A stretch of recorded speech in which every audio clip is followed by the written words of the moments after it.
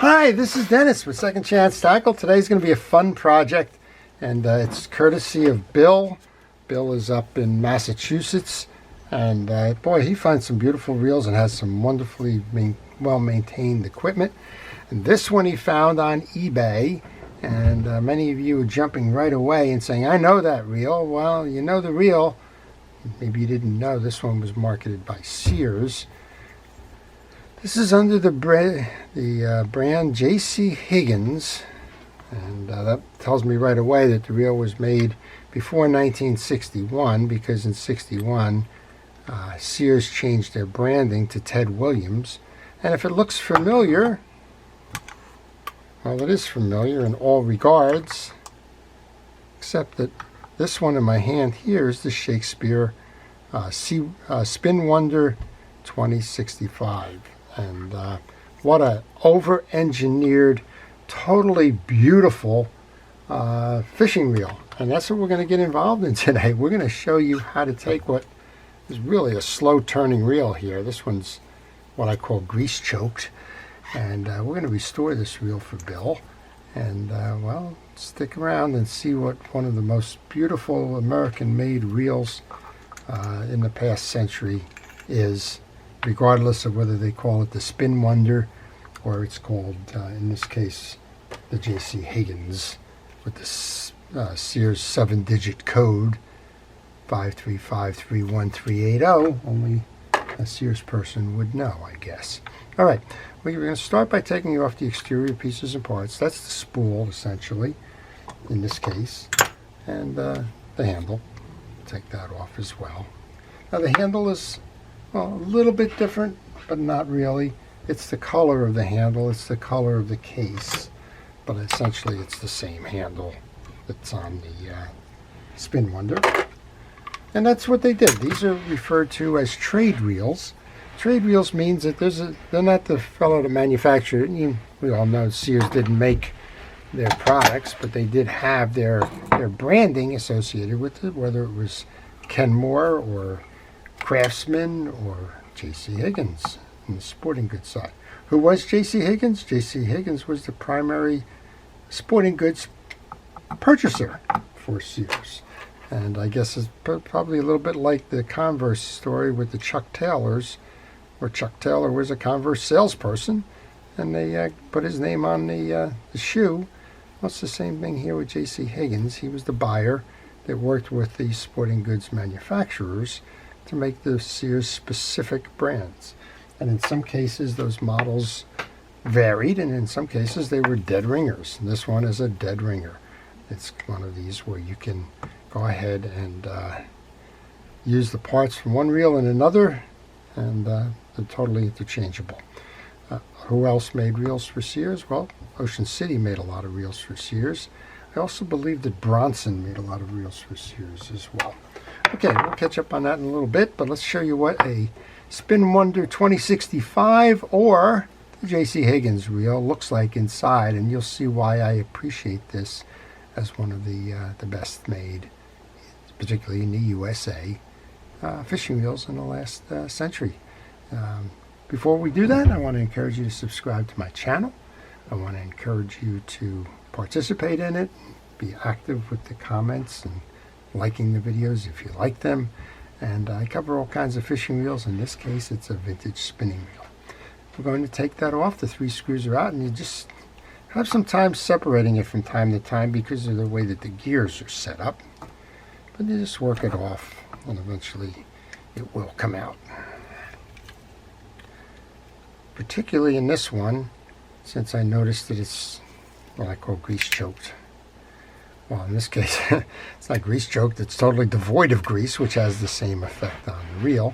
But you can see some of the structure here. We've got more gears in here than I think a Ford transmission maybe, huh? Got a main gear, let's take that out. That's tight, so that means that the grease is dried in the channel here. That's a possibility as well. Looks to be an aluminum gear. Double-sided. This one is for the clicker. This main one drives the rotor, and then the smaller one here drives the oscillation setup. All right, that's the gear. Here's your side plate. I'm going to just soak that side plate. No bearing. There's no bearings in this reel, which makes it even more interesting. Where do you see how this thing runs when it's greased up? All right, bushing in the side case, a little penetrating oil on there, just working through that. Two gears here that are going to drive the rotor. So they've made a transition here. So you have a gear that has a slot in it, then you have a big gear behind it that's going to be turning the rotor. That one appears to be brass. And again, whether you're working on the Spin Wonder version of this or if you're working on the J.C. Higgins version of it, they're identical. This one, nice, crisp. Looks like it's hardly been used, and on the outside of the paint looks like it's hardly been used, and that's kind of what Dick has in his collection, just some beautiful reels all around. I said Dick, I meant Bill. Dick on my mind for the screwdrivers he just sent me. Okay, there's two E-clips here. They come off pretty easily. Just find the little slot, pull it through, and out. And when I take these pieces and parts off, they go into a parts tray. The parts tray helps me to maintain a place for all of them so that I know where they go. All right, there's one on this side. We'll take that out as well. And what I like to do is I look for the opening in that E-clip and just pull it through. These are not very strong clips. They do ride in the groove in these two posts. Now let's look at that. Post here is part of the frame. The second stud here is the oscillation gear. The third one here is actually what's riding up and down on the shaft. And to get that out, most of the time you're going to have to come over to the post side here, pull up on that, and then the rest of it should come out. There you go. Now we can see there is dried grease in here, even though it's devoid of grease in some places. Something like this will slow the performance of the reel, so we want to clean that up. To clean that up, I'm going to take a paper towel. Try and keep some of that stuff off my workbench. I use a little screwdriver first to just get the chunks off, because that really certainly has congealed. Yeah, you can see why this wouldn't be running as easily as it should. All of that off. And part of the idea of servicing a fishing reel is about cleaning, inspecting the pieces and parts for wear, not seeing anything on this reel, replacing any damaged or worn parts, and then re-lubricating. All right, this is your oscillation gear. That's the third stud in that triangle, or the lower stud in that triangle. We can see all the dried grease behind here now. We'll take care of that. And then this is the post that's going to drive the axle shaft up and down. Oh, that's tight too from all that old grease. So yeah, there's old grease in here, even though it's not very visible. That's held in place by a threaded flat screw, flat head and flat slot, single slot. So just work that out. And again, take care with these small pieces and parts. We're working on a reel here that was made, I think it was between 1957 and 1962. I'd have to go back and check for certain, but the parts are certainly no longer available. Take a picture here. There's a couple of things going on. One of the reels I was working on had 3 washers down here, and then somebody put a substitute washer up top. So it had 4 washers, could hardly hold the case on. And really there's two washers that belong down here and one belongs up top. All right, with that clip removed, we're going to pull up and out on the axle shaft. And again, more of an example here that the old grease is the issue with this reel. And I'm just going to use this to separate that and start kind of defrosting, if you will, or softening that grease up. All right, the clip goes into the tray. Now we have a clip that's holding on your rotor nut. This is a older approach. This is one of the reels that has the spool go inside the rotor as opposed to outside the rotor, which is the common practice today. The issue with the older reels with that inner bowl is that the water has nowhere to go. I'm using a deep socket to remove the rotor. That's because a wrench will not fit in there. It doesn't take much to break a hold of that. And then another picture opportunity here. So we can do that. Yeah, just pop that out here.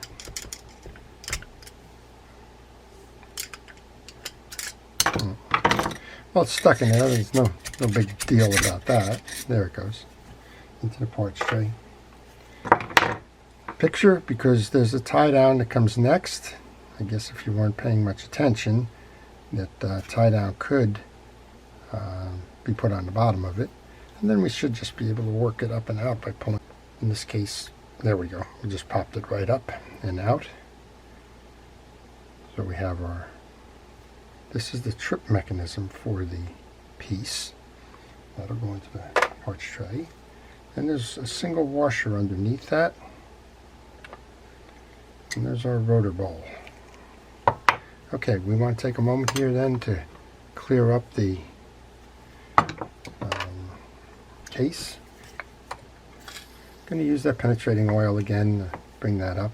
I'm going to do the same thing here. I notice that there's a lot of congealed grease around the base here. Again, no bearings, but this is sitting inside the case, and you can see all that old grease is, well, it's just sludge, if you will, in the performance. All right, I think we can get that off. There's a paper towel here to wipe that down. Make sure that it's nice and smooth and not in the way. You also want to take a moment here to check the teeth on the rotor. This is a, there's no pinion gear here. This is a rotor that acts with the attachment on the bottom like a pinion gear.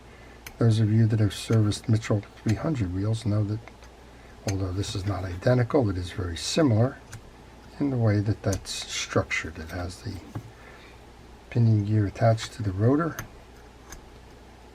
and kind of gets bolted down to the upper case so they can spin.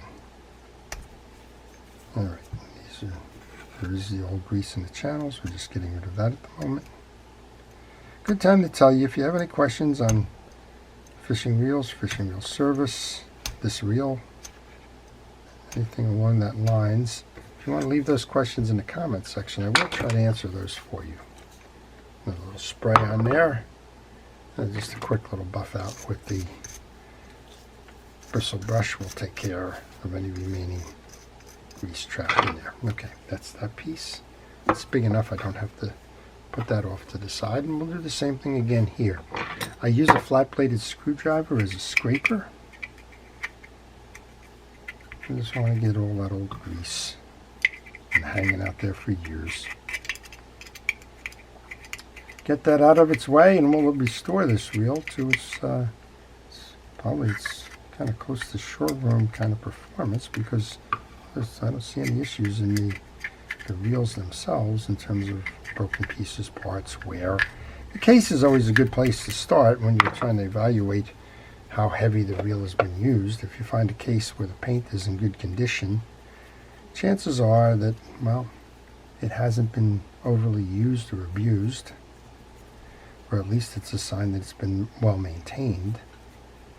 And you would expect to see maintenance on a reel like this. This reel is, as I mentioned, it's, well, 60 years old at this point.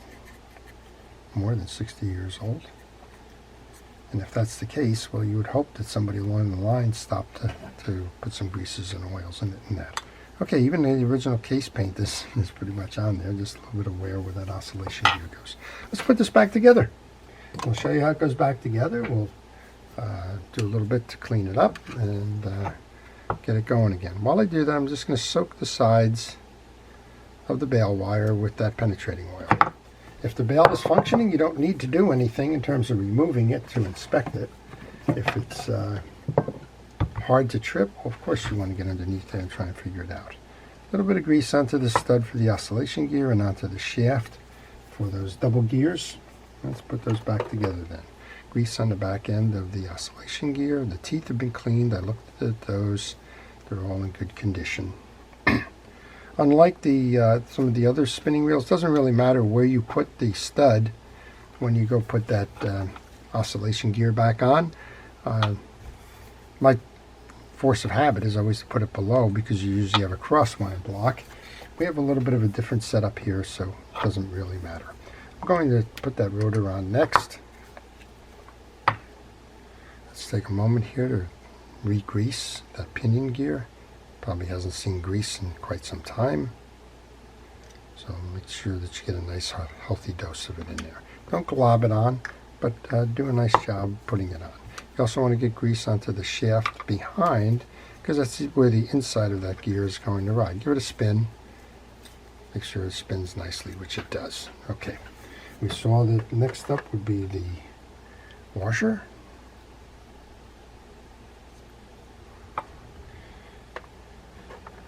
And we have the angular trip mechanism here. That trip mechanism needs to come around so that it hits it on this side to release. So find your square part of your rotor shaft. If my hands are in the way, I will apologize. No real easy way to do that. And that's how that sits. And we have that little clip. Same idea, goes over the square sides of that shaft. Sits like that. Then we take our rotor nut. When you're doing this, make sure that you only thread by hand and that you got it right. It should turn nice and easy. If it's not turning easy, it could be cross-stripping. If it's cross-stripping, look out, because again, you're not going to find the replacement parts for this, so please be careful with that piece. So reverse the swing on the ratchet. Tighten that down. First thing you want to do is make sure everything works. Oh, that works beautifully. And now you can see while we have this open, we're going to open up the bail. You're going to see how that interacts there. So the sloping side of that arm that we just installed is going to push this back.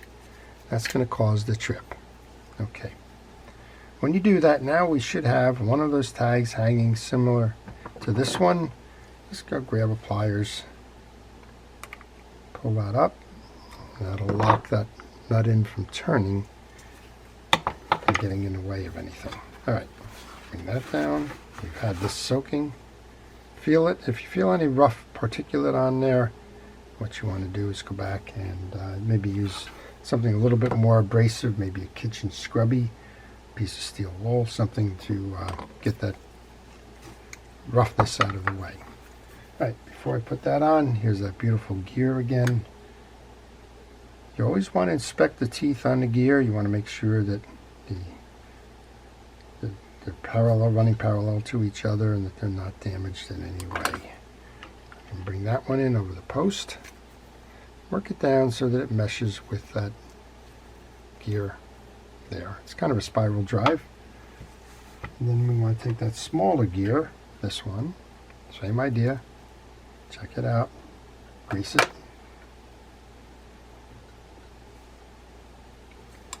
And then take the slotted side, fits on the slot or on the protrusion on the other one. So that's how that's going to go there.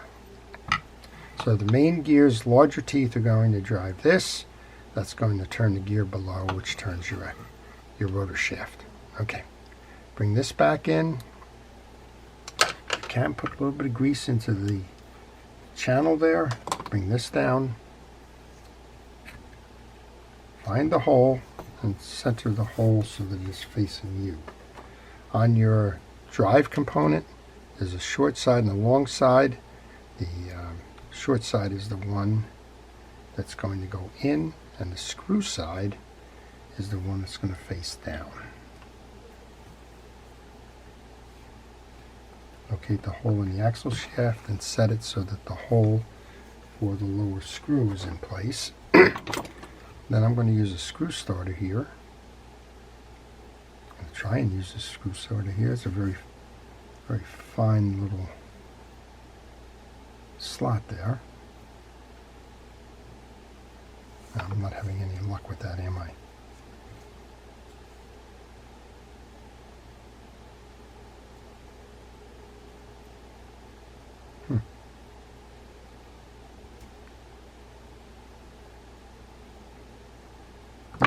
Not having any luck.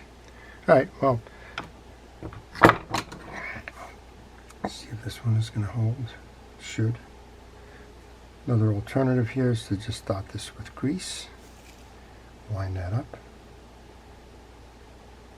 And bring that around to get it started in that hole.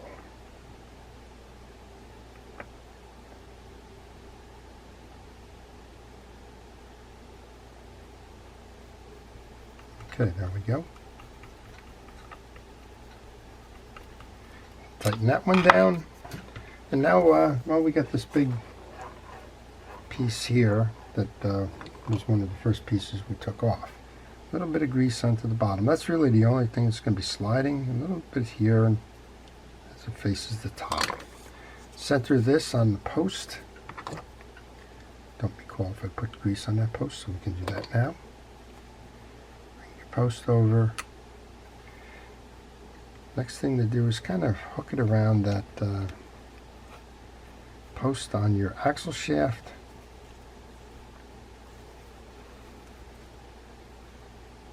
And then kind of rotate the whole thing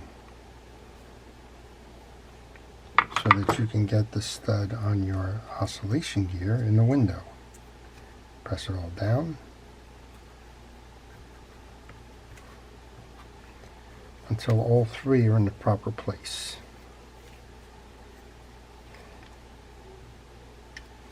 There we go.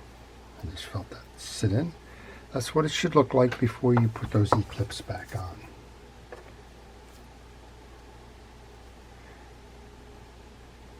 The E-clips go in the slots on those two top studs where we removed them earlier. And you may or may not need an assist with this. So I'll just show you the assist. It's a pair of pliers on the back end of the stud and on the ridge of the E-clip. It just pulls it in so it sets it properly.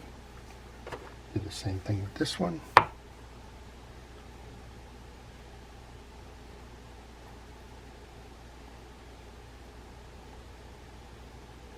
Sometimes again you can do this by hand strength. I'll just do it again by grabbing the pliers and setting it.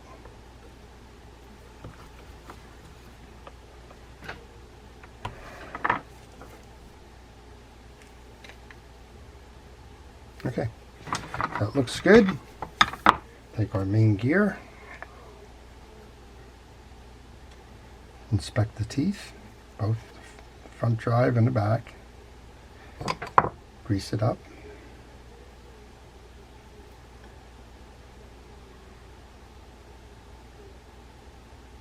both sides. Then the only other thing I want to check, we had some residual grease on the case here. So I want to make sure all of that is cleaned up before we go on. And the penetrating oil did a good job of softening that up.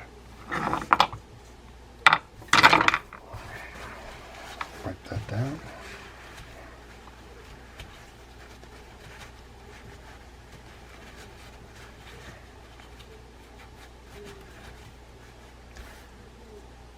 While we are at it, we can take a moment here to put a drop of oil onto the anti-reverse dog.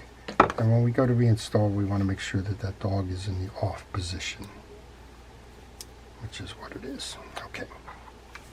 One more part to grease, and that's the shaft of the main gear. And again, no ball bearings, quite a bit of engineering, wonderful reel all around. Let's take our side plate then. Notice that you have a collar here inside. That's where this stud is going to rest. So aim for that first. Once you have that in there, kind of line it up. If it doesn't seat where it's nice and tight all the way around, just rotate your top end a little bit. That will solve that issue.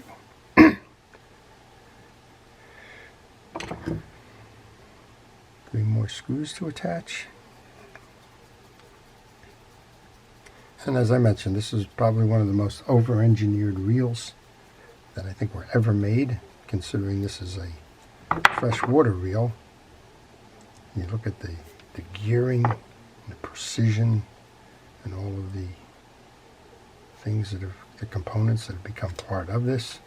Like these screws. These screws are stainless steel screws that are 60 years old, and they look like they just came out of the press. Okay, that one goes. One more. And remember, when you're doing these fishing reels for service,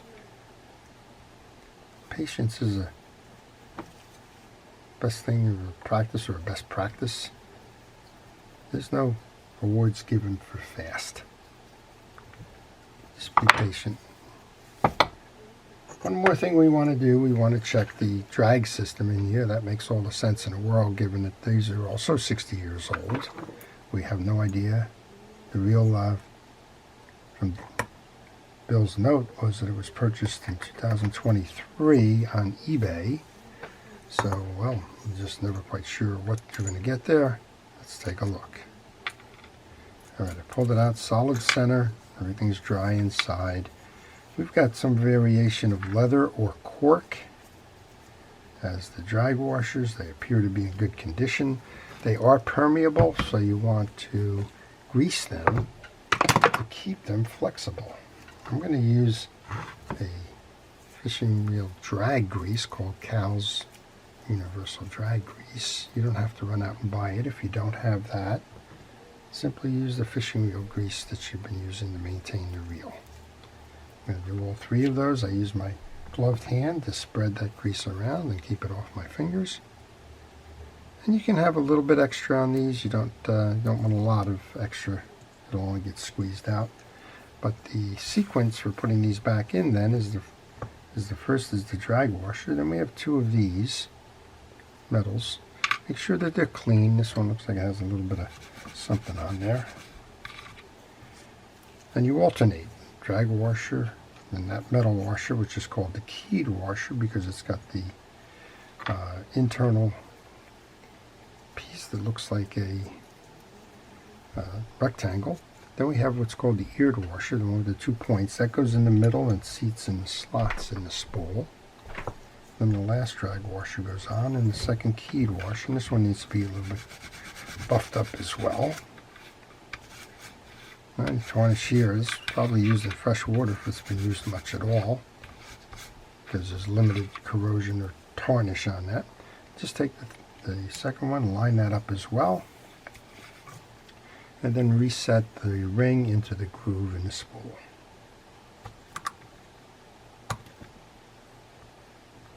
Make sure that it snaps down. That's a retention ring.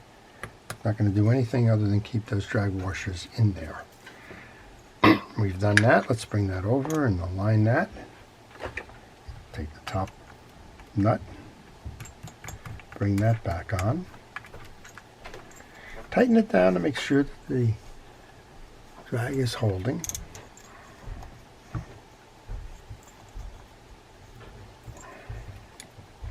It is, and then you can back that out. At least a little bit. You don't want the pressure on those drag washers squeezing the grease out and compressing them. Alright, that works fine now. Let's bring this off to the side. Grab the handle. Now, if this reel was not in absolutely beautiful condition, you had some additional case cleaning to do, go ahead and take the time to do that now. Unfortunately, I've got a little grease on my rubber glove there, so that's not doing anything but putting grease back onto those plates. And then we'll take our handle, let me install that. Drop the grease into where the nut that holds the handle is on. Another drop of oil onto the bottom side of that. Nothing left but the test. What a smooth operating. I'm just going to shut up. You can hardly hear that reel turn, right? Put the anti-reverse back on. That lovely sound of the 50s and 60s. Open your bail up. Make sure that that flips. Look how nice and easy that flips. No effort whatsoever. That's it.